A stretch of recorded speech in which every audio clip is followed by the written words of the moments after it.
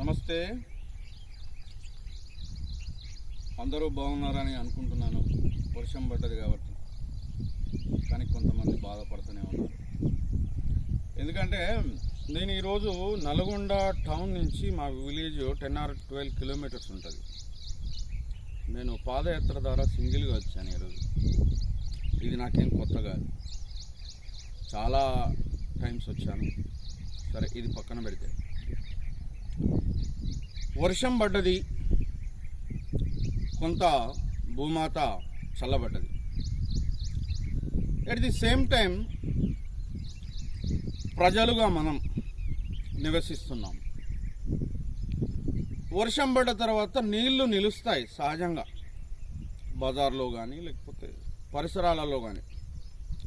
ఈ నీళ్లు ఎక్కడైతే ఎక్కువ సమయం నిలిచి ఉంటాయో అక్కడ దోమ వాలిపోతుంది. దోమ వాలిన తర్వాత మనకు ఎంత నష్టం చేయాలనో అంత నష్టం చేస్తుంది దోమ. దాని నుంచే టైఫాయిడ్ వస్తుంది, దాని నుంచే కలరా వస్తుంది. వర్షం రావడము అందుకు అదృష్టమైతే, మన నిర్లక్ష్యం వల్ల దోమలు గుమిగూడిపోయి మనకు ఈ వ్యాధులు రావడానికి అవకాశం ఉంటాయి. సో అందుకని మిత్రులారా, సోదరులారా, పెద్దలారా, అమ్మలారా, తల్లులారా, చెల్లెళ్ళారా, మన పనులు మనం చూసుకుంటూనే మన చుట్టూ ఉన్న పరిసర ప్రాంతాలను మనం మంచిగా చూసుకోవాలి. ఈ చలికాలంలో నీళ్ళని వేడి చేసుకొని తాగాలి. కరోనా సమయంలో మనం చేతులని ఎట్లా కడుక్కున్నామో అలానే కడుక్కోవాలి. వేడి పదార్థాలు తినాలి సాధ్యమైనంత వరకు. బట్టలని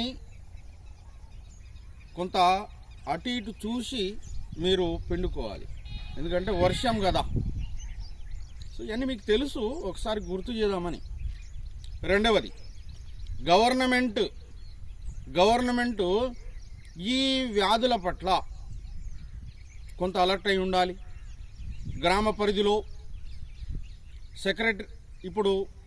సెక్రటరీ బాధ్యత తీసుకున్నారు కాబట్టి వెంటనే ఆ బ్లీచింగ్ పౌడరు పంపించాలి. వ్యక్తిగతంగా ఎక్కడ ఉన్నా కూడా అవి సప్లై చేసే విధంగా ప్లాన్ చేయాలి. ప్రజలను ఎప్పటికప్పుడు నిరంతరం గవర్నమెంటు కాపాడుతూనే ఉంటుంది.